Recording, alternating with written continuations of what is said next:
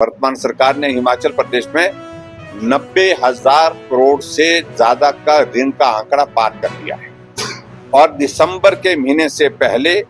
ये श्रेय सुखविंदर सिंह सुक्खू जी जो कांग्रेस के मुख्यमंत्री हैं उनको जाएगा जब हिमाचल प्रदेश 1 लाख करोड़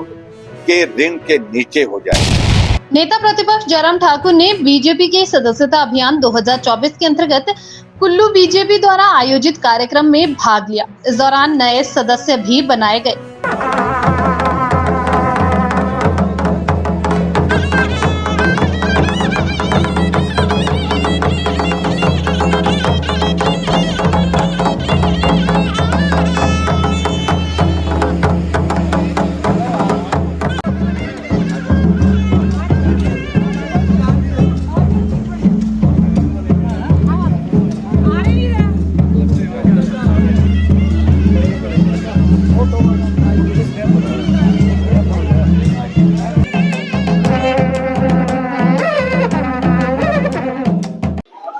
हम सब लोगों के लिए ये गौरव का विषय है कि भारतीय जनता पार्टी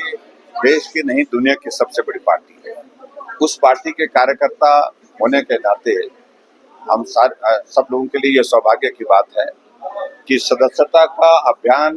2 तारीख से पूरे देश भर में शुरू हुआ है। विधानसभा का सत्र अब की बार संभवतः आज तक का सबसे लंबा सत्र है, जिसमें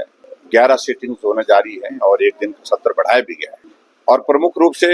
विपक्ष की ओर से जिन मुद्दों को लेकर के हमने विधानसभा के अंदर अपनी बात रखने की कोशिश की है,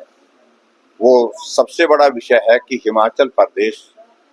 बहुत बड़े आर्थिक संकट के दौर में से गुजर रहा है और हिमाचल के इतिहास में यह पहली बार हुआ जब 5 तारीख को कर्मचारियों की सैलरी और पेंशनर्स की पेंशन मिली है, यानी कि पहली तारीख को नहीं मिल पाई और वो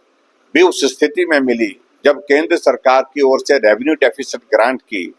लगभग 550 करोड़ रुपए की किस्त हिमाचल प्रदेश को मिली, तब जाकर के कर्मचारियों की सैलरी देने की स्थिति में हो पाए। पेंशन अभी तक पेंशनर की दे नहीं पाए। 10 तारीख को कहा है पेंशनर दी जाएगी, पेंशन दी जाएगी पेंशनर को, और वो भी उस सूरत में जब केंद्र से हमारा सेंट्रल टैक्सेस का जो शेयर होता है स्टेट का वो जारी होगा और वो लगभग 700 करोड़ के लगभग होगा, वो पैसा आएगा, उसके बाद उससे फिर पेंशन दे पाएंगे। तो ये स्थिति हिमाचल प्रदेश में आज से पहले कभी नहीं आई और निश्चित रूप से इसके लिए अगर कोई जिम्मेवार है तो कांग्रेस पार्टी की सरकार जिम्मेवार है। हिमाचल प्रदेश में आज से पहले ऐसा संकट कभी नहीं आया जिस प्रकार का संकट अभी आया है। पूरे देश में दुनिया में कोविड का दौर रहा लगभग 2 वर्ष, जहां रेवेन्यू रिसीट जो है बहुत डाउन चले गई थी, लेकिन उसके बावजूद भी हमने कर्मचारियों की सैलरी समय पर दी, कर्मचारियों की सैलरी के साथ साथ में पेंशनर्स की पेंशन समय पर दी। यहाँ आउटसोर्स कर्मचारियों के 6 महीने से सैलरी नहीं मिली है और ये स्थिति अगर आज की तारीख में अगर हिमाचल प्रदेश में देख रहे हैं तो निश्चित रूप से चिंता का विषय है